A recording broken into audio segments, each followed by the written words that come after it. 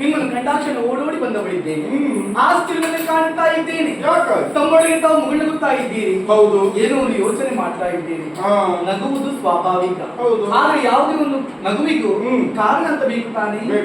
ಮನದಲ್ಲಿ ಸಂಶಯ ಹುಟ್ಟಿಕೊಳ್ಳುತ್ತಾ ಇದೆ. ಆ ಕಡೆ ನೋಡ್ತಾ ಇದ್ದೀರಿ. ತಮ್ಮೊಳಗೆ ತಾವು ನಗು ಬೀಳ್ತಾ ಇದ್ದೀರಿ. ಸತ್ಯ ಹೇಳಬೇಕು, ಎಲ್ಲಾ ಹೆಂಗಳೆಯರು ಸಾಲು ಸಾಲಾಗಿ ಹೋಗ್ತಾ ಇದ್ದಾರೆ.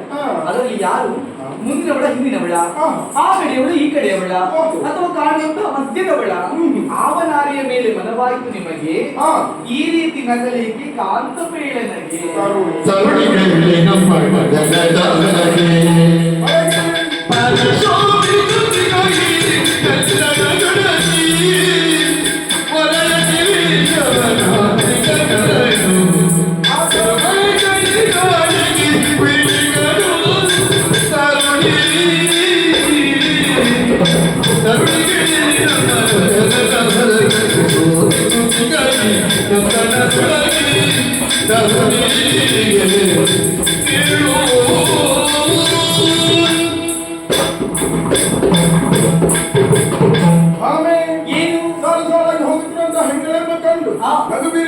ನೀನು ಸಂಶಯವನ್ನು ಪಟ್ಟಿರಬಹುದು ಅಲ್ವಾ? ಮತ್ತೆ ಅದರ ನಗುವಿನ ಕಾರಣ ಬೇರೆ ಉಂಟು. ಕಾರಣ ಬೇರೆ ಇದೆಯಾ? ಹೌದು. ಏನದು? ನಮ್ಮ ನಗರದ ಹೊರಗಡೆ ಜೋರಾಗಿ ಗಾಳಿ ಮಳೆ ಬರ್ತಾ ಉಂಟು. ಹೌದು. ಇದು ಯಾವುದನ್ನು ಲೆಕ್ಕಿಸದೆ ಮರದ ಕೆಳಗಡೆ ಒಬ್ಬ ಯಜಮಾನ ಕುಳಿತುಕೊಂಡಿದ್ದಾನೆ. ಯಾರೊಬ್ಬ ಸನ್ಯಾಸಿ ಗಡ್ಡವನ್ನು ಬಿಟ್ಟಿದ್ದಾನೆ. ಗೊತ್ತು ಸನ್ಯಾಸಿ ಆಗಿರ್ಬೇಕಲ್ಲ. ನಗುವಂತಹ ವಿಚಾರ ಏನಿದೆ? ಯಾರೋ ಒಬ್ಬ ನಮ್ಮ ಮನೆಯಾದಂತಹ ಪಾರ್ಥನಿದ್ದಾನೆ. ನಮ್ಮ ಮನೆಯಂತಹ ಪಾರ್ಥನೆ.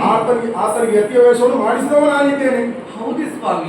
ಅದು ಮಾಡಿಸುವ ಕಾರಣ ಏನು? ಬಲವಾದಂತಹ ಕಾರಣ ಉಂಟು. ಏನದು? ನನ್ನ ತಂಗಿ ಸುಭದ್ರೆಯನ್ನು ಈ ಭಾರತದಲ್ಲಿ ಕೊಟ್ಟು ಮದುವೆ ಮಾಡಬೇಕೆಂಬ ನಿಶ್ಚಯವನ್ನು ನಾನು ಮಾಡಿದ್ದೇನೆ. ಸರಿ. ಆದರೆ ನನ್ನನ್ನ ಬಲರಾಮ ತನ್ನ ಶಿಷ್ಯ ಕೌರವನಿಗೆ ಕೊಡಬೇಕೆಂಬಂತಹ ನಿರ್ಧಾರವನ್ನು ಮಾಡಿದ್ದಾನೆ. ಸರಿ. ಒಂದು ವೇಳೆ ಕೌರವನಿಗೆ ಕೊಟ್ಟರೆ ಆತನ ಸ್ಥಿತಿ ಹೇಗೆ? ಮಂಗನ ಕೈಗೆ ಮಾಡಿ ಕೊಟ್ಟಾಗ ಆಗುತ್ತದೆ. ಇದನ್ನು ಅರಿತಂತಹ ನಾನು ಈತನಿಗೆ ವೇಷವನ್ನು ಮಾಡಿಸಿದ್ದ. ಅದು ಯತಿಯ ವೇಷವನ್ನು ಮಾಡಿಸಿದ್ದು ಯಾಕೆ ಬಲ್ಲೆಯ? ಬೇರೆ ವೇಷ ಸಿಗಲಿಲ್ವಾ? ಅದಕ್ಕೂ ಕಾರಣ ಏನದು? ನನ್ನ ಅಣ್ಣನಿಗೆ ಯತಿಗಳನ್ನು ಕಂಡ್ರೆ ಬಹಳಷ್ಟು ಭಕ್ತಿ ಗೌರವ. ಪಂಚಪ್ರಾಣ. ನಾಳೆ ದಿವಸ ಈ ಯತಿಯ ಪಾದಪೂಜೆಗೆಂದು ನನ್ನ ತಂಗಿ ಸುಭದ್ರೆಯನ್ನು ನೇಮಿಸಿಕೊಳ್ತಾನೆ. ಇದೇ ಸಂದರ್ಭವನ್ನು ಚೆನ್ನಾಗಿ ಉಪಯೋಗಿಸಿ ಪಾರ್ಥ ನನ್ನ ತಂಗಿಯನ್ನು ಅಪಹರಿಸಿ ಮದುವೆ ಆಗಲಿಕ್ಕಿದ್ದಾನೆ. ನಾಳೆ ದಿವಸ ಗೌರವ ಮದುಮಗನಾಗಿ ಬಾಸಿಂಗ ವಿಜಯ ಬರುವಂತಹ ಸಂದರ್ಭ ಇಲ್ಲಿ ಆತನಿಗೆ ಕೊಡುವುದಕ್ಕೆ ಹೆಣ್ಣಿಲ್ಲ, ಇರುವುದಿಲ್ಲ. ಆತನ ಮುಖಭಂಗವಾಗುತ್ತದೆ, ಅಣ್ಣನ ವಚನಭಂಗವಾಗುತ್ತದೆ. ನಾಳೆ ಏನಾಗುತ್ತದೆ ಎನ್ನುವುದನ್ನು ಆಲೋಚಿಸಿ ನಗು ಬಂದು ಹೋದದ್ದೇ. ನಿಮ್ಮ ನಗುವಿನ ವಿಚಾರ ಇದುವೆಯಾ? ಇದು ಸಂತೋಷವಾಯಿತು.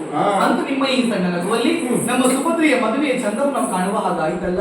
ನಾವೆಲ್ಲರೂ ಆದಷ್ಟು ಬೇಗ ಈ ಮನೆಯಲ್ಲಿ ಸುಭದ್ರ ಕಲ್ಯಾಣದ ನಿರೀಕ್ಷೆಯಲ್ಲಿರೋಣ.